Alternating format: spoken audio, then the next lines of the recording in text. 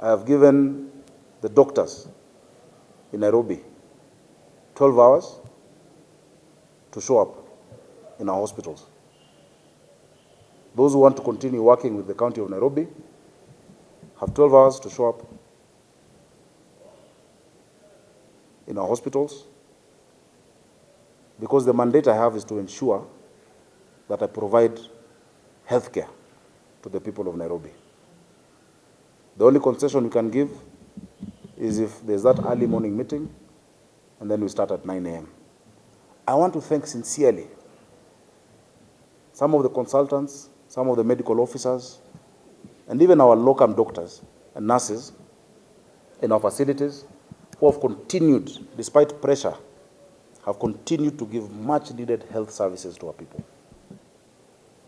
And what we have told, because many of the issues in Nairobi were that the recruitment of these medical officers who had previously been serving in NMS continue. But that process had been stopped by the doctors themselves when they went to court because of not being sure of whether or not we will absorb them. We have told them that the law must be followed. We've asked them to get out of court so that we can hire. Serikali ya Nairobi haijakosea madaktari wetu, but kuna vitu ambao tunafanya pamoja. So I'm not trying to de-whip anyone, but I've advised them that my position also, because I'll be de-whipped by the people of Nairobi, for using their money to pay people who are not in hospital, for having used their money to give insurance that is being asked for. Insurance is the reason for the strike. I'm spending more than 2 billion on insurance. So why should you strike and I've given you insurance? I'm paying you a salary on time. There's commodities in your facilities. I am on the process of hiring more that you want, but you've stopped it. So I've just given them the option of coming back to work tomorrow. And I'm sure we'll be able to, and we work very closely. So they have the right, of course, to refuse my offer.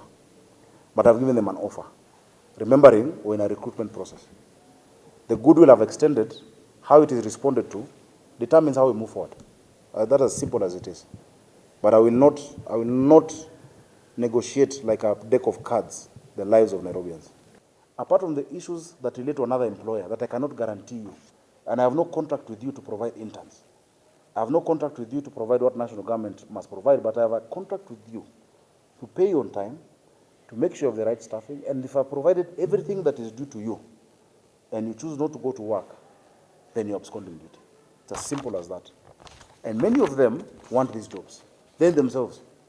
So that process is going on, and my goodwill to them is to see, because I have given them commitment, that all of them who have been working with us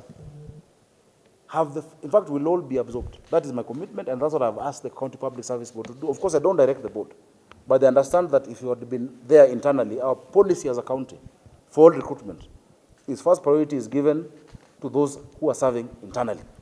That is a county policy in our HR policy. And I've said that policy must apply in this case. Now that offer that I've given, you've made it now 11 hours. Munapunguza. It is reducing in time. I want to release the national chairman and the secretary to go meet their membership, and also to consult with the leadership. And I've advised them, because I'm also a unionist. I used to be. You know, I was the patron of all the watchmen in Kenya. Yes, the Private Security Workers Union is a very serious union with 450,000 people and 250,000 in Nairobi. It is a serious one. But as a unionist, I know that sometimes when there's pressure from the national, you can show solidarity in a different way. Say, okay, my employer, especially when you have a different employer. For me, the issues of Nakuru County, or Mandera County, or Nyeri County should not prevent me from delivering health services to the people of Nairobi County. And that is why health was devolved. Because our counties are unique, and the needs are unique. So this is the Nairobi position that we've been able to give. Thank you so much.